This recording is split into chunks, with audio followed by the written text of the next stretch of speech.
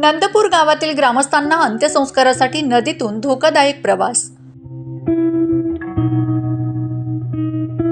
जिल्ह्यातील आदिवासींचा धोकादायक नदीतील प्रवास कधी थांबेल?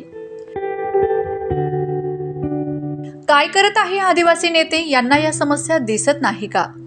राजकारणी मंडळी आरोप प्रत्यारोपच्या भानगडीत पडली आहे। विकास कामं कधी करणार?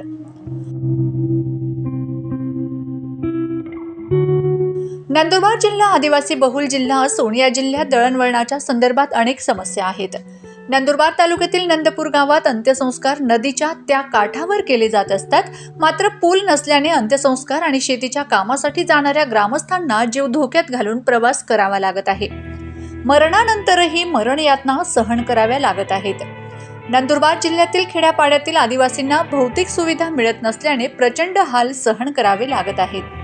लोकप्रतिनिधी व जिल्हा प्रशासनाने याकडे गांभीर्याने लक्ष देणं गरजेचं आहे। नंदुरबार जिल्ह्यातील ही परिस्थिती प्रत्येक तालुक्यात पाहावयास मिळत आहे। जिल्ह्यात दर्जेदार रस्ते, नदीवर पूल नसल्याने धोकादायक पद्धतीने पाण्यातून प्रवास करावा लागतो। सातपुड्यातील दुर्गम भागातील आदिवासी गर्भवती महिलेला रुग्णाला घेऊन जावे लागते।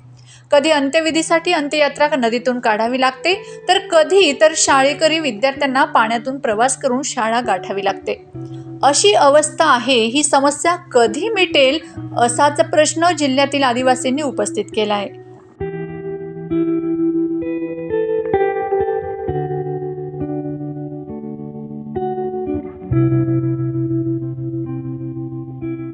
आपण पाहत असलेली हे व्हायरल दृश्य सातपुड्याच्या दुर्गम भागातील नाही, तर नंदुरबारच्या जिल्हा मुख्यालयापासून अवघ्या 20 ते 25 किलोमीटर असलेल्या नंदुरबार तालुक्यातील नंदपूर गावातील आहेत।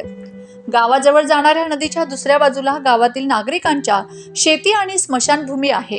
पावसाळ्यात नदीला मोठ्या प्रमाणात पाणी असतं। नदीत दोरीच्या सहाय्याने किंवा होळीच्या सहाय्याने पार करावी लागत असते। गावात एखाद्याची मयत झाली तर गावकऱ्यांना मोठी कसरत करावी लागते। गावातील एका अंत्यविधीसाठी करावी लागणारी कसरत सोशल मीडियावर मोठ्या प्रमाणात व्हायरल झाली आहे। देशाला स्वातंत्र्य होऊन 77 वर्ष झाली, तरी आदिवासी जिल्ह्यांमध्ये आदिवासी जनतेला भौतिक सुविधा मिळवण्यासाठी मरमर करावी लागते। हे आदिवासींचं दुर्दैवच म्हणावं लागेल। Bureau report, Navapur express news, Nandurbar.